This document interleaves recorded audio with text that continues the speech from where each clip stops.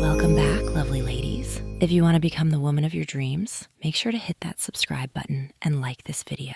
And join our Patreon for even more exclusive content. Now, let's dive into today's story. Thomas adjusted his tie in the mirror, a final ritual he had performed countless times before a mission. It was the early 1960s, and he had been working for the agency for nearly 2 decades. The lines around his eyes spoke of experience earned in the field, and his sturdy frame made him look unshakable. His dark hair, streaked with the slightest hint of gray, was combed neatly back, giving him the appearance of a seasoned professional. At 42 years old, he had seen a great deal, enough to know that every mission carried its own unique complications. Yet nothing had prepared him for the assignment he now faced. He glanced over the mission dossier once more. Every detail was spelled out. An elusive network operating in Eastern Europe, known for using lavish social gatherings as cover for gathering intelligence and forging secret deals. The agency had discovered that the next rendezvous would be at a grand estate in the countryside near the Austrian border. This operation required an agent to infiltrate the circle of wealthy, influential guests, and because of the nature of this crowd, the operative had to enter in a way that would disarm suspicion. That was the tricky part, because the person who might gain the most trust was not a man. Thomas was to assume the identity of Teresa, an elegant socialite with rumored ties to European aristocracy. Until now, these details had seemed almost abstract, but tomorrow he would begin preparations in earnest. He wondered if he had the nerve for it. He considered himself a confident individual, but this was uncharted territory. He left the small safe house on the outskirts of Vienna and headed to the official agency apartment, where Agent Susan Blake had taken up temporary residence. She was waiting for him at the door, wearing a perfectly tailored pencil skirt and a crisp white blouse. Susan was 32, with short dark hair styled in a careful wave around her face. She was known for her efficient manner, her quick reflexes, and her ability to handle precarious situations with poise. Tonight, though, her mission was different. She would be coaching Thomas on everything he needed to become Teresa. "Come in," she said, her voice quiet, almost solemn. "We have a lot of work to do." Thomas stepped inside, taking a breath as he placed his hat on the nearby table. The apartment was nondescript, just enough space to conduct their business. A few large suitcases rested against the wall, presumably loaded with all the necessary supplies for his transformation. He tried not to dwell on the fact that what lay within those suitcases would soon drape over his body. Susan nodded. "We'll start with posture, clothing, makeup, and we'll move on from there. The party is in 5 days. That doesn't give us much time." Thomas shot her a wry smile. "Never thought I'd be in this position." "You won't be alone," she reassured him. "I'll be with you, posing as a fellow guest, your friend from London. We'll have each other's backs." They sat down at a small dining table, its surface strewn with documents. Susan laid out the timeline, daily sessions on mannerisms, wardrobe adjustments, and practicing conversation so that Teresa could slip seamlessly into any group without raising eyebrows. The idea was that the wealthy guests at the upcoming gathering would assume Teresa had always been part of their circles, or at least was the sort of woman who could move effortlessly among them. Thomas studied the photographs of those he was to meet. Next to each face was a typed summary: name, occupation, suspected allegiance. The head of the ring was believed to be an aristocrat named Heinrich Klaus, who loved to flaunt his prestige by hosting lavish gatherings. He was cunning, rumored to have shadowy connections to arms dealers and black market operatives. The mission's objective was to gather enough solid proof of Klaus's activities so that the agency could take direct action. But to do that, Thomas needed to secure a personal invitation to Klaus's private suite, which was hidden deep within the estate. From there, he could install surveillance devices and photograph confidential documents. As Thomas scanned the material, his chest felt tight. He told himself he was simply battling the usual pre-mission nerves, but he knew there was more to it. The incredible challenge of stepping into a role so far from his norm. There was a deliberate effort to keep any hint of hesitation off his face as he turned to Susan. "Let's get started then," he said. "Show me what I need to do." She led him to the bedroom, where the curtains were drawn, and a collection of stylish dresses hung in a makeshift closet. Nearby stood a vanity with an array of cosmetics. Thomas inhaled slowly, taking in the dresses. Satin, chiffon, lace, subtle but refined. Every piece seemed carefully selected to achieve a specific effect. "Pick one," Susan said. "We'll start with fit and see how comfortable you are moving in it." Thomas glanced at the array with an air of uncertainty. He finally reached for a sleek, knee-length black dress that seemed a safe choice, with a modest neckline and long sleeves. He cleared his throat. "All right, I'll try this." She stepped out for a moment to give him some privacy. Getting into the outfit was more complicated than he expected. He had to figure out the zipper, the underlying supportive garments, the shaping structures that made everything hang just right. When he emerged, the dress felt snug around his body, and the unfamiliar cut accentuated curves he never had. Susan told him to stand still while she appraised him. "Turn around," she said, adjusting the waist so it defined him better. "We'll need to get you something to pad out the hips a bit more, but this is a decent start." He caught a glimpse of himself in a full-length mirror. He stood there, tall and broad, trying to see himself as Teresa. The effect was awkward at first, but as Susan handed him a pair of black pumps, moderate heels, not too dramatic, he slid his feet into them and tried to stand with balanced weight. He wobbled, catching himself on the dresser. Susan offered a supportive hand. "You'll get the hang of it. Let's practice walking a bit." The next hour was spent traversing the apartment, going back and forth from the living room to the kitchen, while Susan corrected the angle of his steps and his posture. He learned to keep his shoulders back, steps smaller, hips swaying subtly. He felt a strange sense of focus. Every muscle in his body seemed to be working differently than it ever had before. Finally, after what felt like an endless series of drills, Susan waved him over to sit down. She pulled out her makeup kit. Thomas swallowed, watching as she spread out powders, brushes, and lipstick tubes. "This is just a preliminary lesson," she explained. "We'll do a proper application tomorrow. For tonight, we'll go over the basics." She explained foundation, contouring, subtle eye makeup. Thomas found himself leaning forward, absorbing every detail. He noted how the slightest shift in brush pressure changed the entire effect. Eventually, she had him try on a blonde wig she had purchased just for this role. Its style was reminiscent of glamorous film stars of the era. Once in place, Susan stood back, checking her handiwork. "You're starting to look the part," she said softly. Thomas glanced in the mirror again.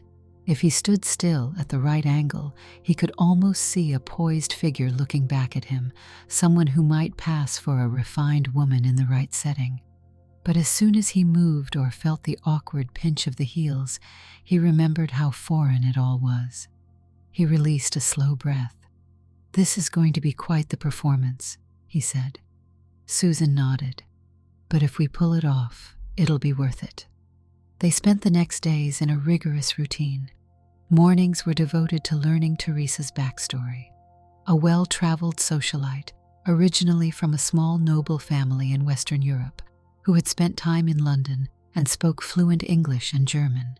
She was rumored to be the widow of a British diplomat, which gave her standing among those who loved to gossip about high society. The agency had provided supporting documentation, photoshopped pictures, forged birth records, letters. Everything was ready for scrutiny, should anyone decide to investigate further.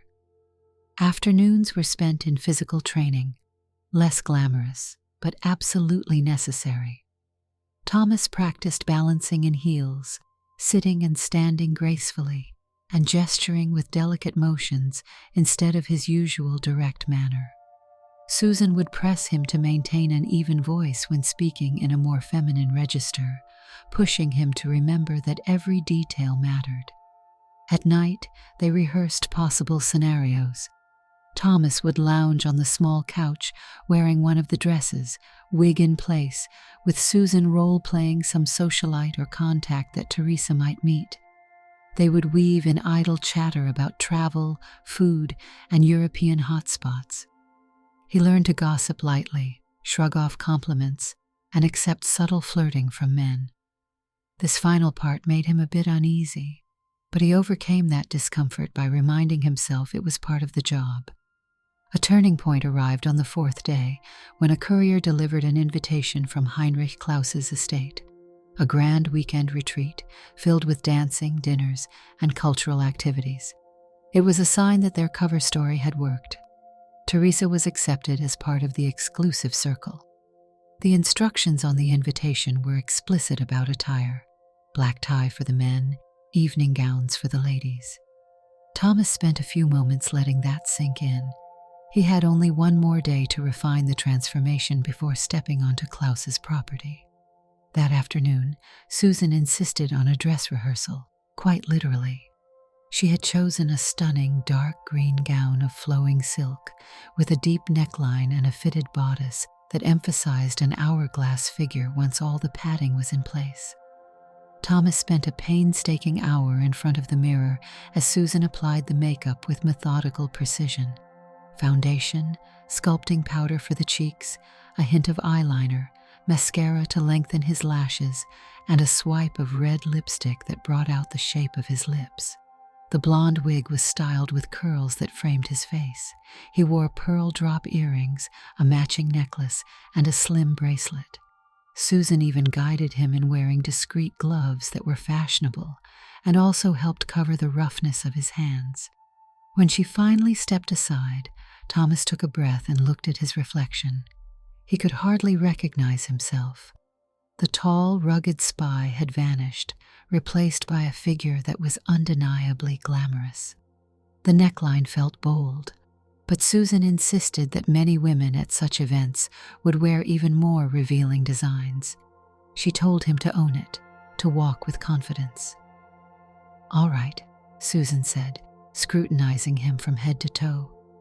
"Try to walk across the room, then greet me as if we're at a party." He focused, placed one foot in front of the other, finding a graceful pace. The fabric swished lightly around his legs. He approached Susan with a measured smile, extended his gloved hand, and spoke softly. "Darling, it's been ages," he said in a carefully modulated voice. She let out a genuine smile. "That's the idea. You're getting there."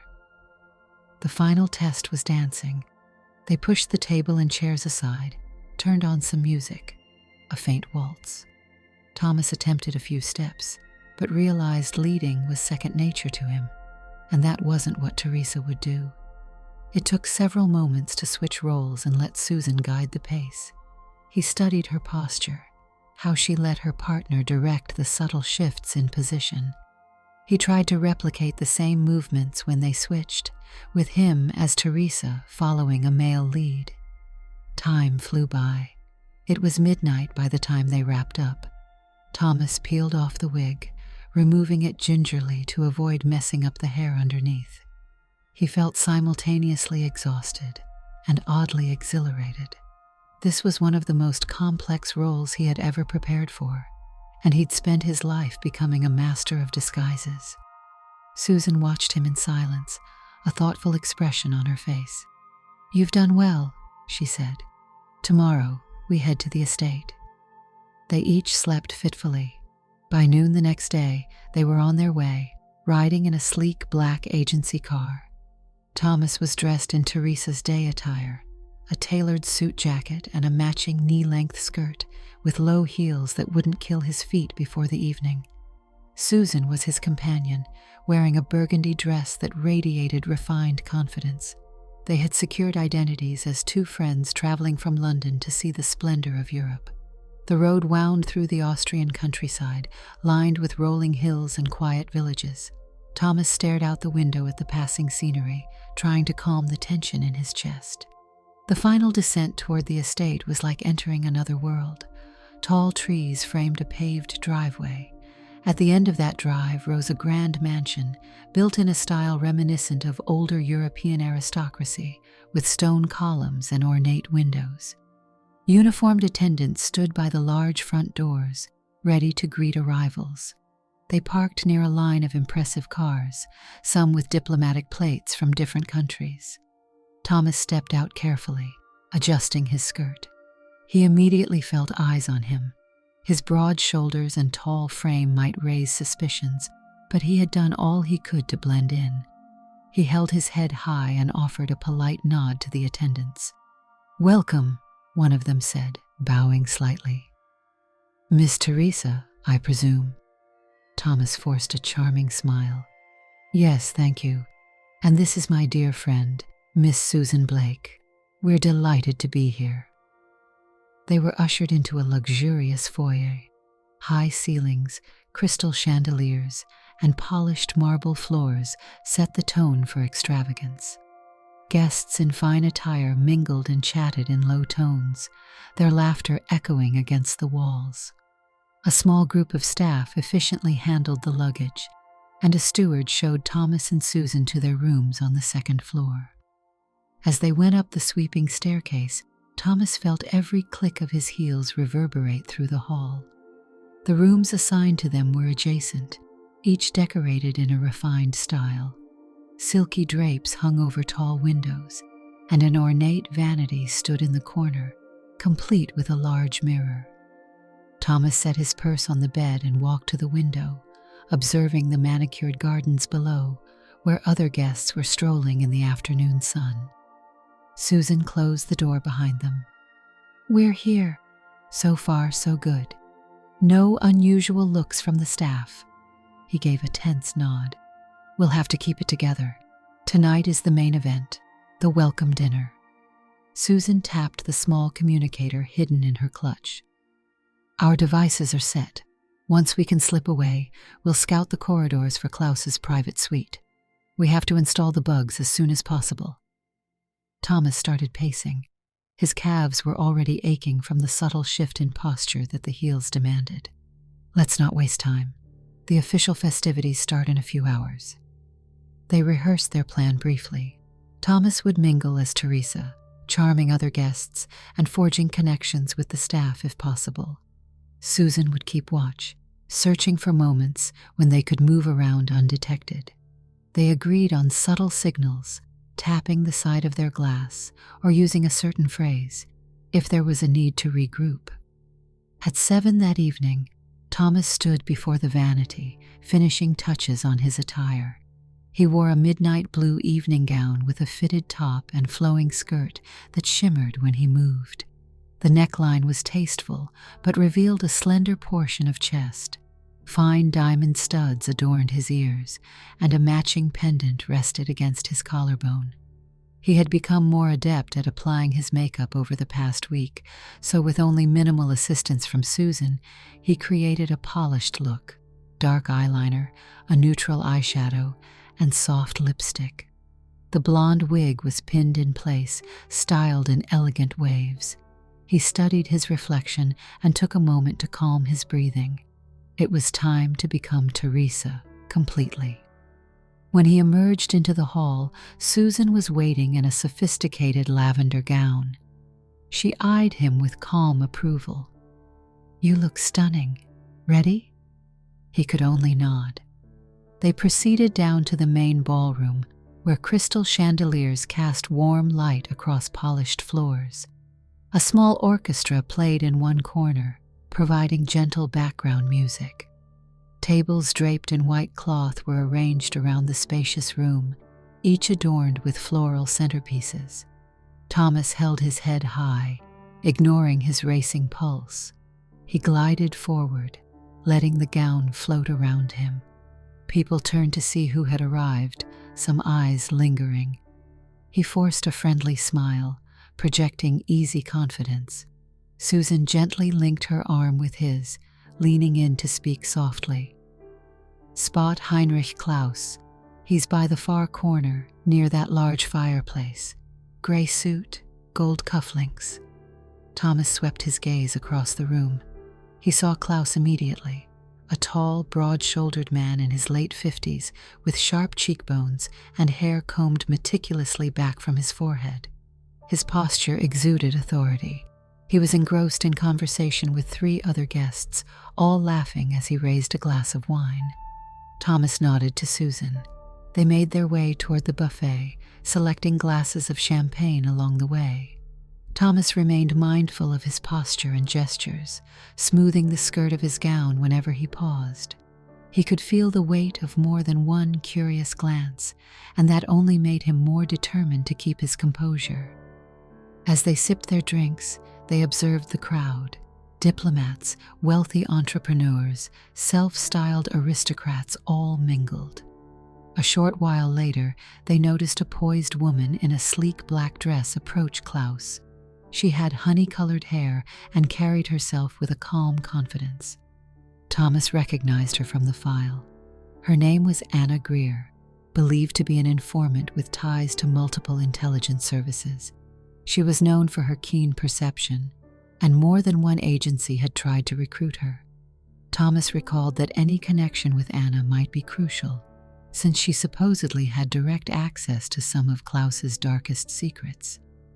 Without missing a beat, Thomas carefully drifted closer. Susan discreetly peeled away, pretending to strike up conversation with another group. As Teresa, Thomas needed to make an introduction that would look natural. He approached the cluster near Klaus, listening for an opening in the conversation. Then he let out a soft laugh, as if he had overheard an amusing anecdote. "Pardon me," he said in carefully accented German. "I couldn't help but overhear. You must be Mr. Klaus. I've heard so much about your hospitality." Klaus turned, appraising him with a gracious smile. "Indeed, madam. And you are?" "Teresa," Thomas replied, adding a small curtsy. "Originally from a small noble family in Western Europe, though I've spent much of my time in London, I've been eager to see this magnificent estate." The older man bowed slightly in return. "A pleasure to meet you. I do like to bring remarkable people together in this house, so I hope you find the company pleasing. May I introduce Anna Greer?" Anna studied Thomas with a gentle smile, though her eyes seemed to gleam with mild curiosity. "A pleasure, Teresa. You've arrived just in time for the festivities." Thomas offered his hand, hoping his carefully applied gloves and the training to relax his grip would pass muster. Anna took it politely. "I'm already impressed," Thomas said. "There's so much to take in. This must be quite the weekend getaway." Klaus placed a hand on Thomas's elbow, guiding him a few steps away from the group. "You must allow me to show you my art collection. Later tonight, after dinner, I can give you a private tour. If your schedule permits, of course." Thomas sensed a potential opening. "That would be delightful." Klaus nodded, looking quite pleased. As they returned to the group, Anna's gaze lingered. Thomas tried not to let it rattle him. If Anna was as sharp as the agency believed, she might sense something was off. He engaged her in polite conversation about travel and the local region, occasionally shooting Klaus a gracious smile. The dinner soon followed. Guests sat at long tables, indulging in fine courses. Thomas found himself seated across from Anna, with Klaus just a few seats away. Susan was placed at another table entirely, but occasionally she shot Thomas a reassuring glance. During the meal, waiters poured vintage wines, and the chatter was lively. Thomas bantered with the guests near him, careful to maintain Teresa's refined persona. He picked at the food, preferring to stay sharp rather than fully indulge. Between bites of roasted duck and sips of a smooth red wine, he heard bits and pieces of gossip. Many of these wealthy figures seemed to be discussing upcoming ventures or praising Klaus's taste in antiques. There was the occasional reference to politics. Some of them made vague remarks about negotiations happening behind closed doors. When the final course was served, an elegant dessert of chocolate mousse, Thomas noticed Klaus was eyeing him with measured interest. He suspected that Klaus was always testing new acquaintances, searching for possible allies or threats. If all went according to plan, Teresa would be viewed as a charming, harmless guest who happened to be well connected. As dinner concluded, Klaus stood, tapped his glass, and made a short speech welcoming everyone. He invited them to explore the mansion, enjoy the music in the ballroom, or take a moonlit stroll in the gardens. Then he mentioned that certain sections of the house were private, but one day soon he would display more pieces of his prized collection. Thomas exchanged a glance with Susan. Now was the time to strategize. They knew Klaus had private corridors leading to a hidden office or suite. That was their target, but the infiltration had to be done carefully. After the speech, the guests dispersed, some retreating to the ballroom. Thomas decided to start by following Klaus's invitation to see his art. Anna also lingered nearby. Thomas realized she might be part of the escort. Klaus approached Thomas. "Shall we take that tour?" Thomas offered a gracious smile, rising to take the older man's arm. He had never done that before, sliding his hand around a man's elbow, letting himself be guided, but he kept his composure. Anna was there too, stepping in on Thomas's other side. "If you don't mind, I'd like to join. I'm always interested in new acquisitions." Klaus led them down a wide corridor lined with large oil paintings, all in ornate golden frames. The hush of the hallway was broken only by the click of Thomas's heels on the polished floor. He tried to sound enraptured by the artwork, occasionally asking questions about the painters. Klaus pointed out some prized pieces, describing how he had acquired them in auctions or private deals.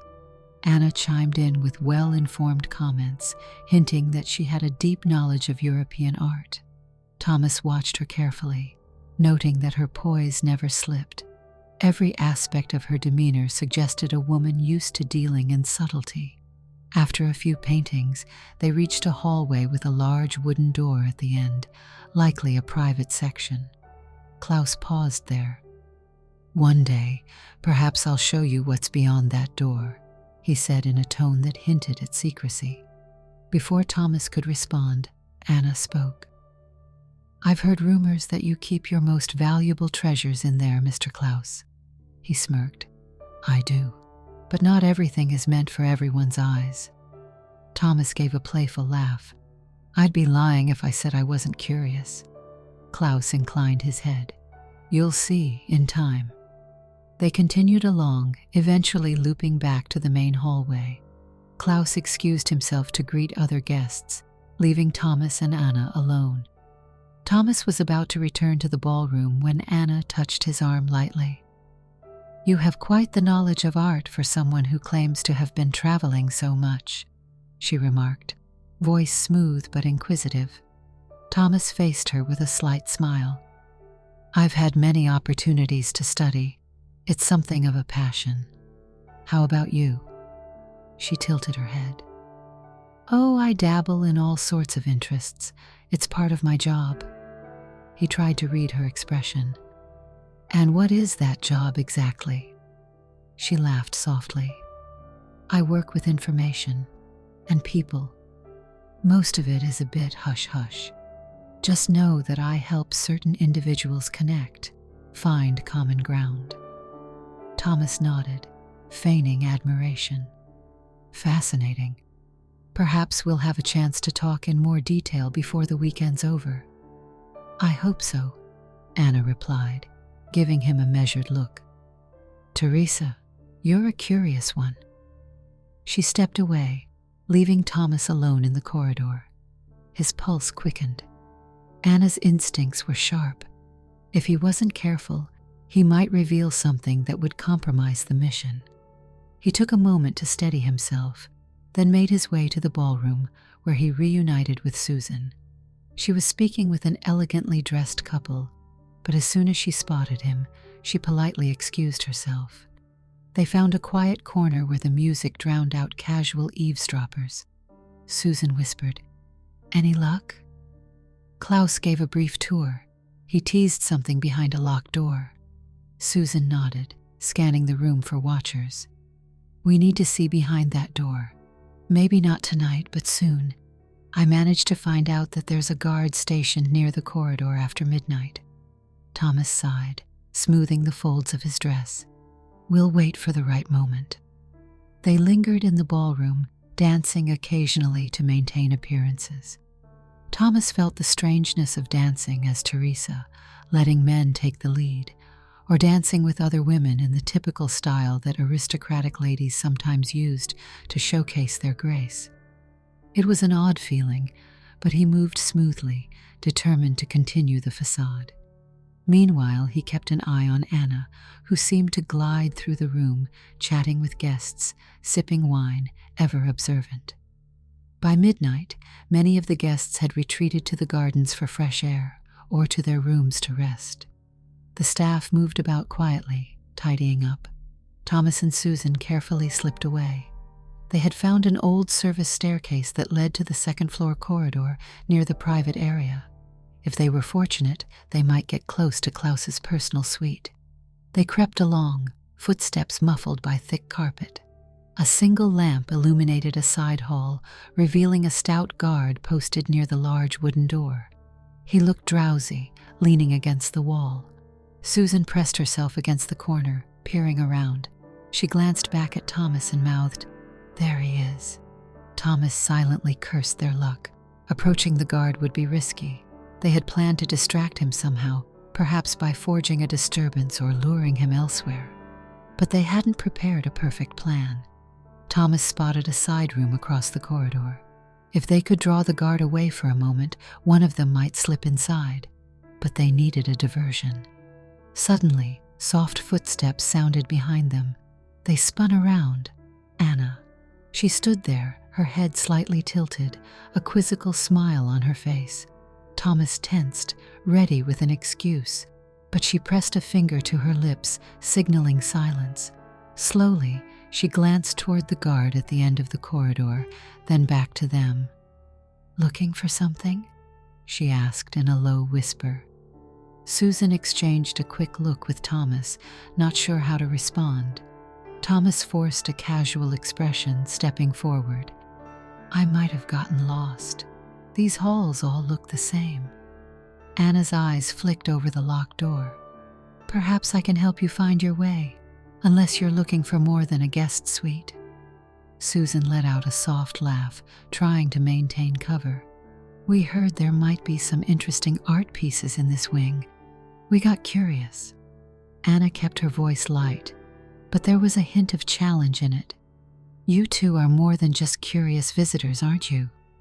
Thomas glanced at Susan, debating whether to bluff further. But Anna's tone told him that she might already suspect their true motives.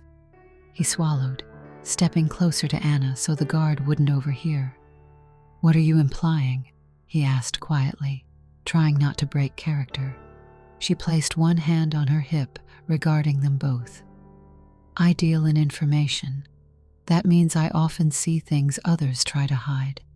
And I notice small details, like the fact that you aren't exactly who you appear to be, Teresa." Thomas's mouth went dry. Susan stiffened. There was no point feigning ignorance now. If Anna had uncovered even a hint of the truth, they needed to negotiate. But Thomas wasn't ready to reveal everything without knowing her game. He parted his lips, about to speak, but Anna raised a hand. "Relax. I'm not here to expose you. I suspected something from the moment we met. I don't think you're an enemy either, just someone with a mission of your own." Thomas steadied his voice. "So, what is it you want?" Anna shot a glance at the guard who was still yawning at his post, unaware of their whispering. Then she leaned in, her honey-colored hair brushing against her cheek. "Klaus has secrets. I've been trying to gather evidence on certain deals he's made, but I need help. If you're here for something similar, perhaps we can cooperate." Susan looked wary. "Why should we trust you?" Anna's expression darkened.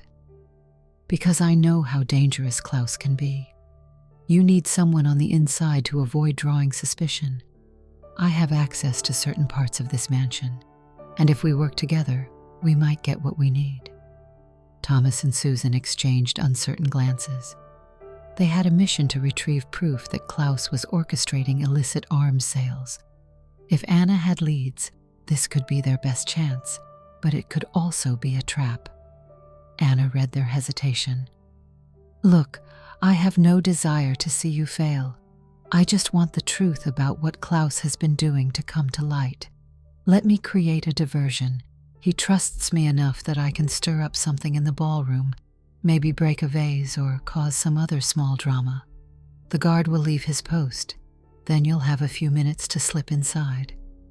Thomas nodded slowly, heart pounding. "All right, we'll cooperate." A faint smile curved Anna's lips. "Give me 2 minutes. Go stand near that statue around the corner, and when you hear a crash, that's your cue." Without another word, she turned and walked away, slipping noiselessly toward the main staircase. Thomas and Susan shared a tense look, then hurried to the designated spot. They pressed their backs against the wall, listening intently, adrenaline pumping. Time stretched.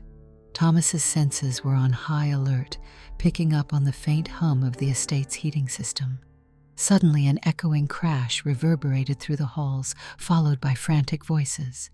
At once, the guard by the wooden door jolted upright, looking down the corridor. He hesitated, uncertain. Then he mumbled something under his breath and strode away, heading toward the commotion. Susan tapped Thomas's arm. "Now!" They bolted down the corridor. Thomas's heels clicked on the floor, each step careful but swift. He reached the thick wooden door and tested the handle. Locked. He cursed under his breath. Susan retrieved a small lockpick kit from her purse, quickly going to work on the mechanism. Seconds ticked by. Thomas cast nervous glances over his shoulder, half expecting the guard to return. Finally, the lock gave a soft click. Susan pushed the door open, and they slipped inside. The room was dark, lit only by the faint glow from a tall window overlooking the gardens. Heavy drapes framed the glass. The air smelled of old wood and dust, as if this portion of the house was rarely visited by guests. Thomas groped for a switch, but Susan caught his wrist. "Better to keep it dark," she whispered. They moved carefully, letting their eyes adjust. At the far end of the room, Thomas spied a large antique desk. A tall bookshelf lined the wall behind it, stacked with thick ledgers and documents. Beside the desk was another door. Susan approached it, turning the handle. It opened into a narrow study with cabinets and a smaller writing table. On the table sat a stack of folders. Thomas's pulse quickened. If the intelligence they needed was here, it might be in those documents. He searched for a lamp with a dim setting, eventually finding a small table lamp.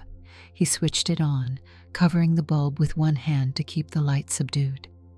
Susan reached for the top folder, quickly scanning the contents. Her eyes widened. These look like shipping manifests, dates, cargo descriptions, destinations. If these are real, it's proof Klaus has been moving weapons across borders. Thomas gently slipped out a small camera from a hidden compartment in his purse. "We can't take the originals. That would tip him off. Let me photograph them." He clicked through page after page.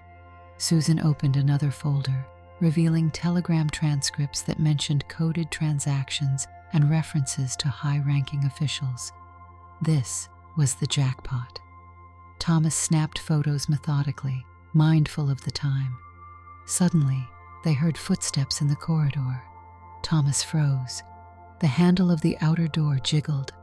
A hush. Then came the sound of keys. Someone was unlocking the door. Susan quickly switched off the lamp. They ducked behind the desk, hearts hammering.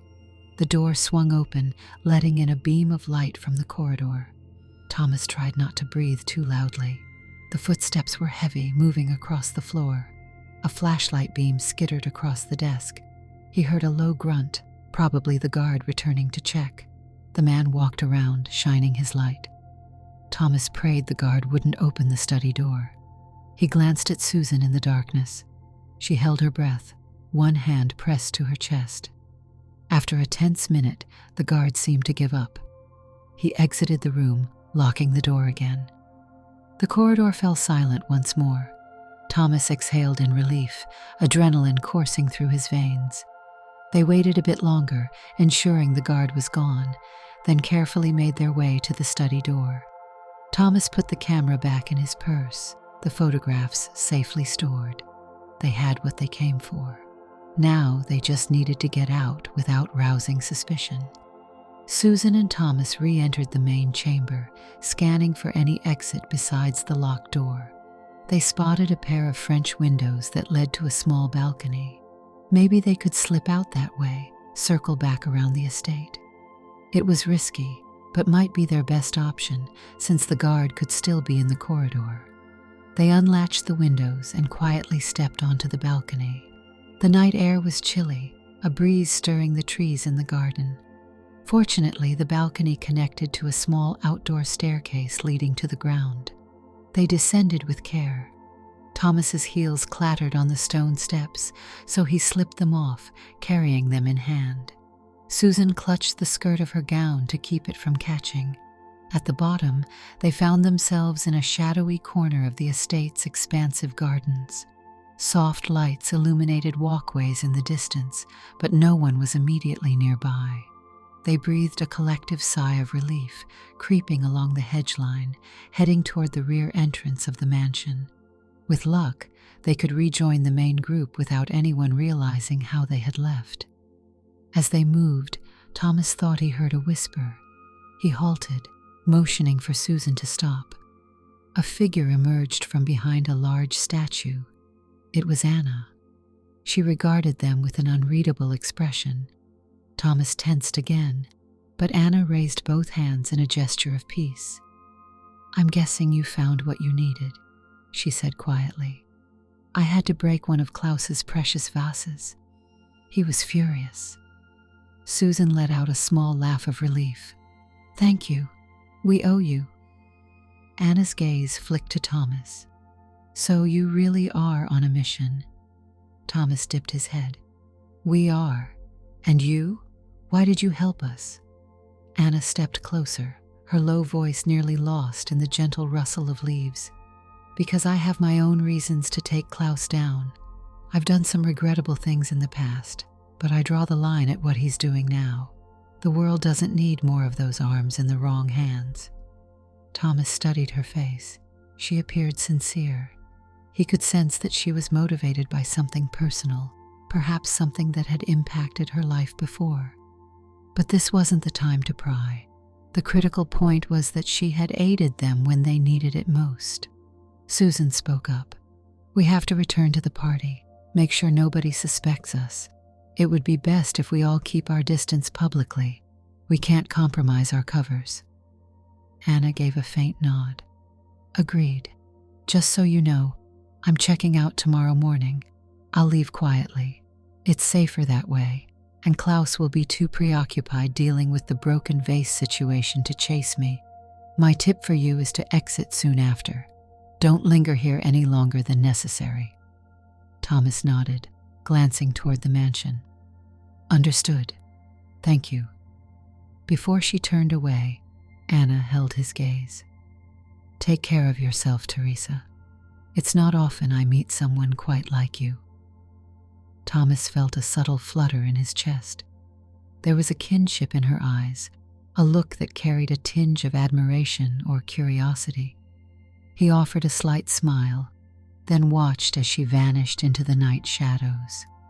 After a moment, he and Susan hurried inside, slipping through a side door into the hallway leading to the ballroom. They tidied themselves as best as they could in case they encountered anyone on the way. The corridor was empty. Moments later, they stepped into the ballroom. Music was still playing, though the crowd was thinner now. A few couples swayed on the dance floor, while others indulged in nightcaps. Nobody seemed to notice their brief absence.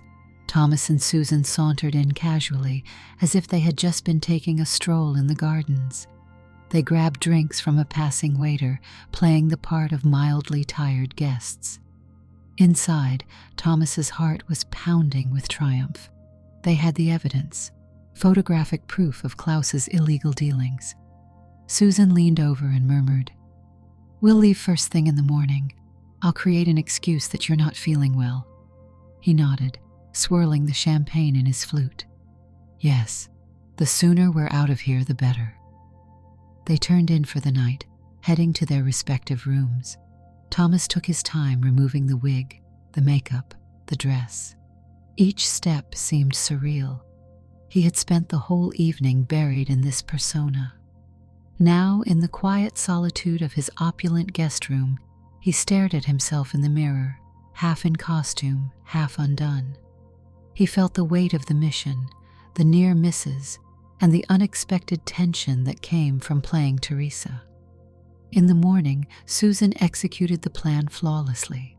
She informed the staff that Teresa had developed a headache and they would be departing. A driver was arranged. As they gathered their belongings, Thomas glanced around the mansion's foyer, feeling a faint pang of relief. He noticed Klaus was nowhere to be seen, likely in his private suite handling last night's disturbance. They said polite farewells to the staff. Within an hour they were on the road, headed back to their safe house in Vienna. The ride was long, and Thomas spent it in contemplative silence, occasionally glancing at Susan. She was thumbing through the camera reel, verifying that the shots were good. Satisfied, she tucked the device away. Once they reached the safe house, they made a secure call to their superiors. The mission was a success. The agency would move swiftly to intercept Klaus's operations. Thomas was told to remain in Vienna for a few more days until further notice, in case additional debriefings or clarifications were required. In the apartment's small living room, he finally changed out of Teresa's attire for the last time. He removed the wig, the shaped undergarments, the makeup. When he looked in the mirror, he saw himself again, Thomas, the veteran spy. Yet he knew that the experiences of the last week would not vanish. He had discovered a way of moving through the world that felt unfamiliar, but had proven powerful in certain circumstances.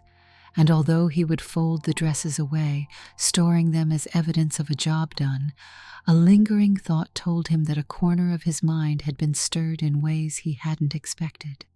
Susan, standing nearby, sensed his mood. She rested a hand on his shoulder. "We did it," she said softly. "You did it." He nodded, giving her a faint smile. They sat down at the table, each with a cup of tea. Outside, the mid-morning sun filtered through the window, illuminating specks of dust in the air. They had succeeded, but the mission's after-effects were still sinking in. 2 days later, they received word that the agency had used the materials they'd gathered to freeze Klaus's accounts and detain several of his associates. It was only a matter of time before he, too, would be confronted with the full weight of his crimes. The agency congratulated Thomas and Susan on their flawless infiltration, praising their teamwork. On their final evening before being recalled, they shared a modest dinner in the apartment. The tension that had hovered over them since the start of the operation began to dissolve. Susan poured them each a glass of wine. "Cheers," she said, lifting her glass. "To the mission." Thomas raised his own glass, though more subdued. "To the mission." They both took a sip, letting the hush of the room envelop them. Susan studied him for a moment before she spoke. "You know, you did something remarkable. We both did. But I'm especially impressed with how far you went to embody Teresa." Thomas looked down at his wine, swirling it gently. "It was a challenge." She nodded, a knowing look in her eyes. It's not the kind of assignment we ever expected, but you carried it out masterfully. When I saw you interacting with those guests, walking, talking, dancing, I almost forgot who you were underneath." Thomas let out a short laugh. "For a moment so did I, but it worked." He paused, recollecting that last look he exchanged with Anna, the woman who had recognized something beneath the facade. "You know, Anna might have saved us. We never would have gotten those documents without her help." Susan agreed. "I wonder what'll happen to her now. She said she wanted to leave quietly." Thomas's gaze lingered on the wall, lost in thought. "I hope she makes it out of this intact. She seemed like she was caught in the middle, someone with a complicated path." Susan gave him a slight nudge. "You can't help everyone, Thomas, but at least we made an ally last night." They fell silent for a moment, each contemplating the mission's aftermath. Outside, a passing car's headlights swept across the living room wall. The hush felt both peaceful and heavy. Finally, Susan stood and gathered the dishes. "We should rest," she said, carrying them to the sink. "We have an early train to catch tomorrow." Thomas nodded.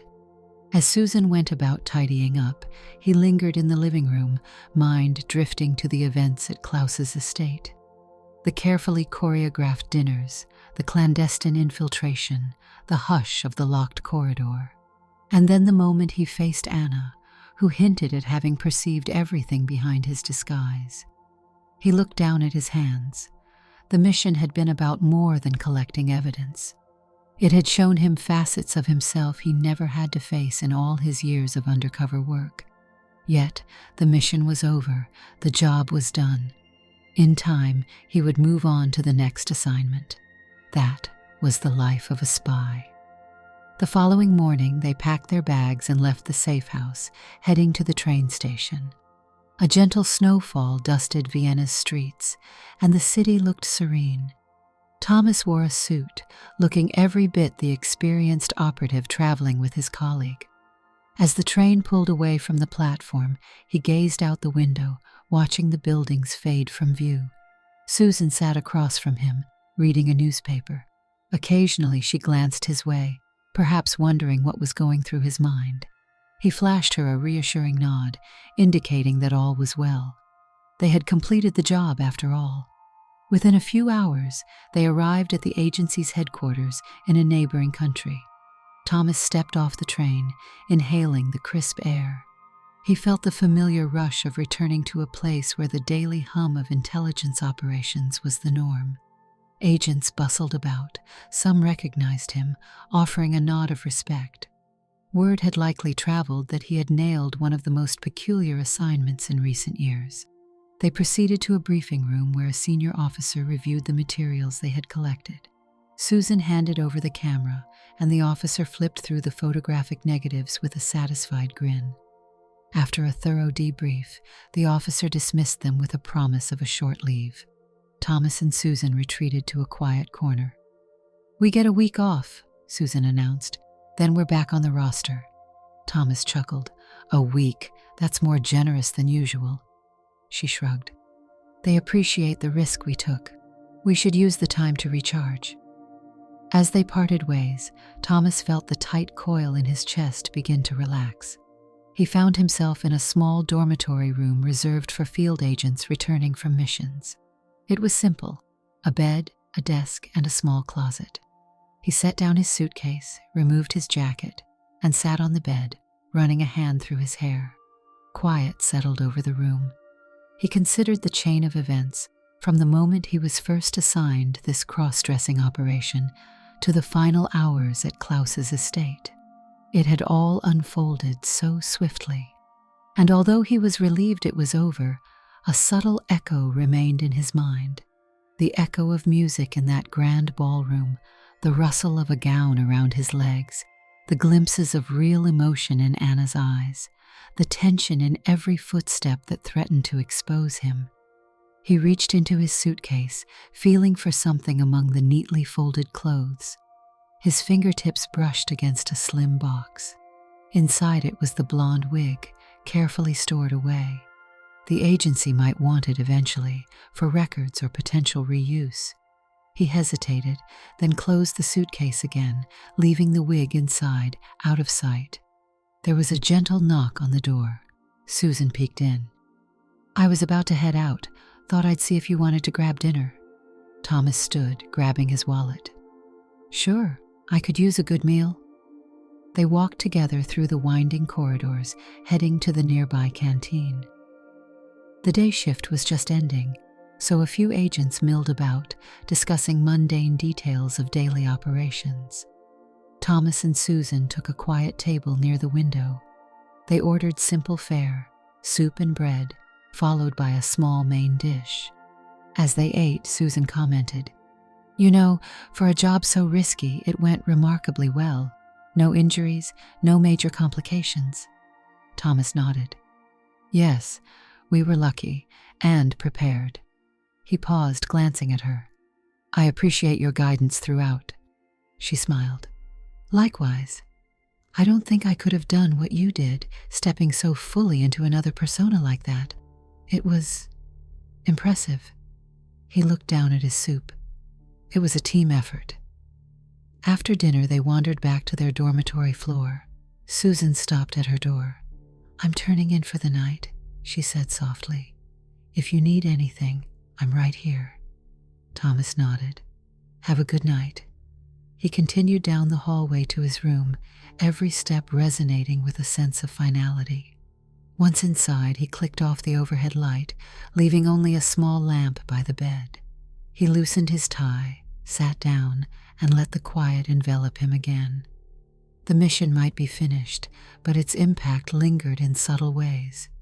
He recalled how Anna had left the estate, presumably bound for her own uncertain future. He wondered if he would ever cross paths with her again. He remembered her words, "Teresa, you're a curious one." The memory of them brought a faint twist of something in his chest, unease mixed with fascination. There had been a fleeting spark between them, one that felt surprising in its intensity. Yet as an agent, he was accustomed to such fleeting connections.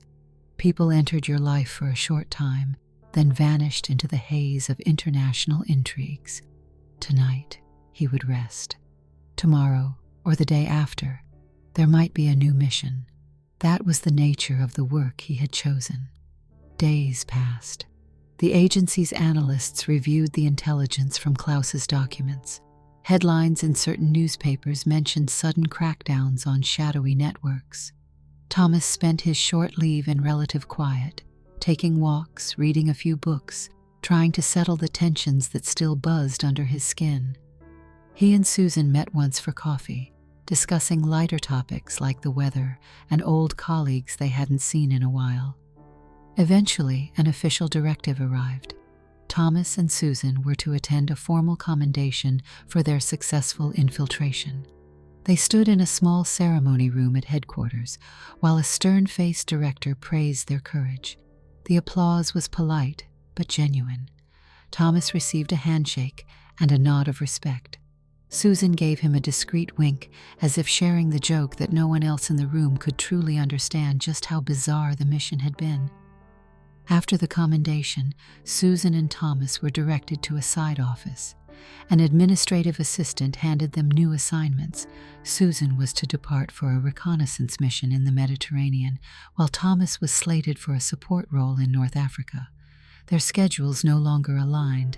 They parted with a hug, each promising to stay safe and keep in touch. That night, Thomas found himself in a small lounge, waiting for a connecting transport. He sat alone, a drink in his hand, reflecting on the ephemeral nature of his work.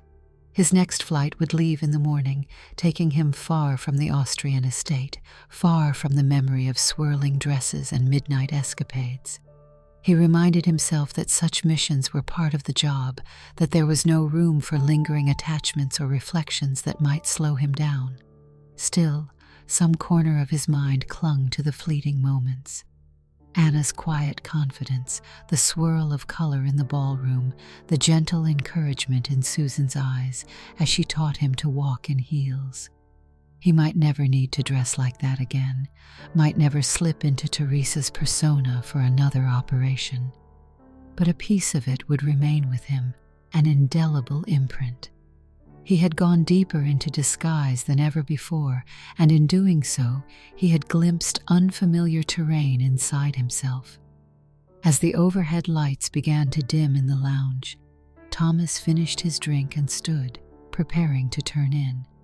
Tomorrow, he would board the plane, and a new mission would begin. The hush in the corridor was soothing, and he let it guide him back to his temporary quarters. The door clicked behind him, sealing off the world. He placed his suitcase on a chair, methodically checking the contents for morning departure. At the bottom, wrapped in plain cloth, was the outfit he had worn upon leaving the estate, a small reminder of the part he played. He couldn't say when or if he would ever see any of those people again. Yet he knew that the events in Austria had changed something intangible, something that couldn't be undone. Tomorrow, the facade of his old self would be fully restored for a new operation. In the hush of that final evening, Thomas simply allowed himself to sit with his own thoughts, feeling the rush of the mission recede. He was an operative, a professional, and he had done what was necessary. When the sun rose, he gathered his things and walked out, leaving behind only the faint echo of footsteps in the halls. The agency's driver met him at the entrance, and soon he was on the way to the airport. The hush of the city in early morning reminded him of those silent corridors in Klaus's mansion. But now there were no more gowns or hidden doorways, just the crisp dawn air and the beginning of another chapter. He boarded the plane without fanfare, taking a window seat. As the engines rumbled and the aircraft lifted into the sky, he caught a final glimpse of the city below. Then clouds enveloped everything, and he felt the forward push of time, carrying him to wherever duty called. He closed his eyes for a moment, letting the swirl of memory settle, recalling the night he had navigated an enemy's fortress under the persona of Teresa. He might never speak of it openly, not to new colleagues, not to strangers. It would remain classified, locked away with countless other secrets. But in the private corners of his mind, he would recall the sound of a string quartet playing as he walked across a dance floor in a shimmering gown, the hush of Anna's voice in the corridor, and the unwavering sense of purpose that drove him past every challenge. That was the life of a spy, forging identities, discarding them, and living with the remnants of each role woven into the core of who he was, whoever that man might be when the lights went down and the mission ended. Did you like the story? Hit that like button and tell me what you thought in the comments. Do you want to hear more stories? Subscribe and hit the bell. For exclusive content and early access, check out our Patreon. You can find the link in the description, or you can watch any of the videos shown on my right. Thank you for watching and see you in the next video.